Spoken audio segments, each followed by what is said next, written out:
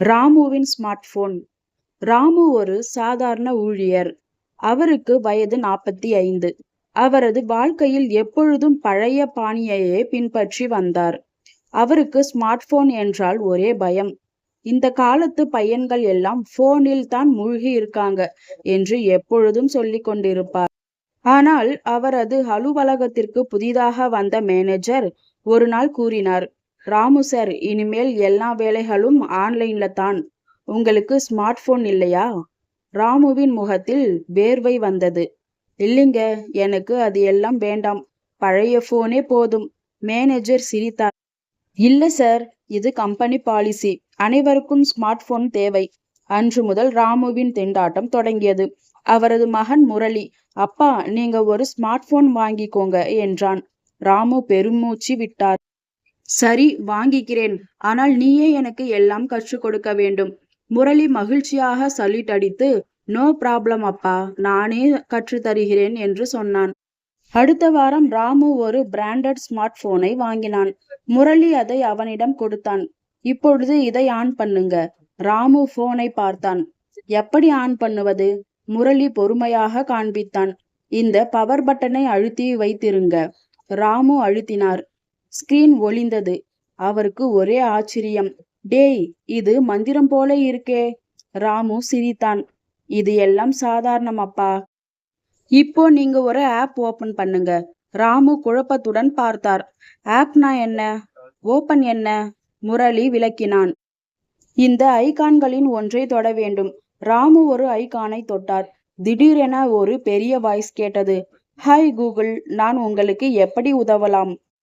ராமு திடுக்கிட்டு போனை கீழே போட்டு விட்டார்.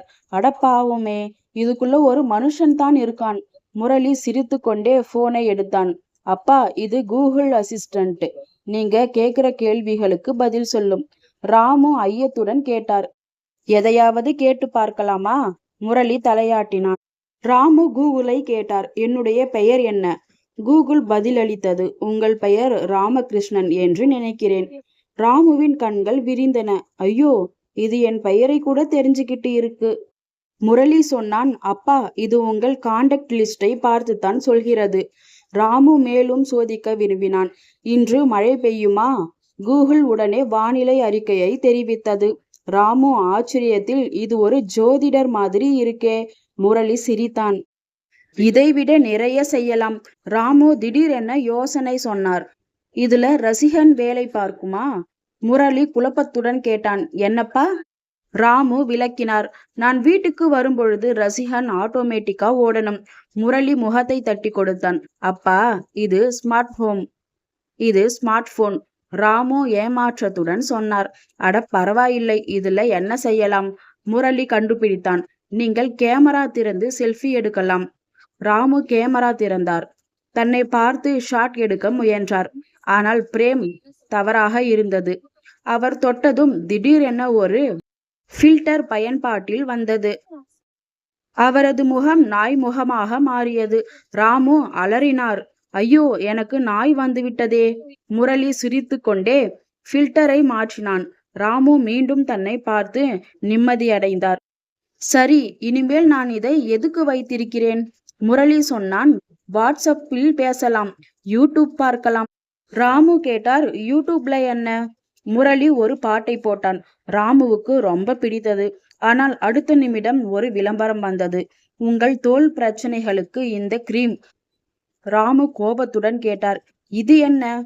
யாரோ என் தோலுக்கு என்ன ஆச்சு என்று சொல்கிறாங்க. முரளி சிரித்தான்.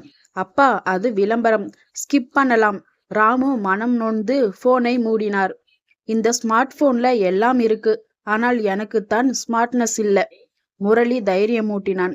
சிறிது சிறிதாக பழகுங்க. ராமு மறுநாள் அலுவலகத்திற்கு சென்றான். அவரது போன் ரிங்டோன் கேட்டது. அவர் அதை எடுக்க முயன்றார். ஆனால் ஸ்கிரீன் லாக் திறக்கவில்லை. அவர் விரலால் தட்டினார். அது வேலை செய்யவில்லை. அவரது சக ஊழியர் சீதா கேட்டாள். ராமு சார், ஏன் பதட்டப்படுறீங்க? ராமு கூறினார். போன் திறக்க மாட்டேங்குதுங்க. சீதா சிரித்தாள். ஃபிங்கர் பிரிண்ட் ஸ்கேன் பண்ணுங்க. ராமு தமாஷாக நினைத்தார். என் விரலை வெட்டி போன்ல வைக்கணுமா? சீதா விளக்கினார். இல்லை, உங்கள் விரலை ஸ்கிரீனில் வைக்க வேண்டும். ராமுவும் செய்தார். போன் திறந்தது. அவருக்கு ஒரே ஆனந்தம். அன்று மாலை அவர் வீட்டுக்கு வந்ததும் மனைவி கேட்டாள், என்ன புது போன் எப்படி இருக்கு? ராமு பெருமையாக சொன்னார், மிகவும் நல்லா இருக்கு என்று சொன்னார். ராமுவுக்கு ஸ்மார்ட் போன் பிடித்ததால் தொடர்ந்து பயன்படுத்த ஆரம்பித்தார்.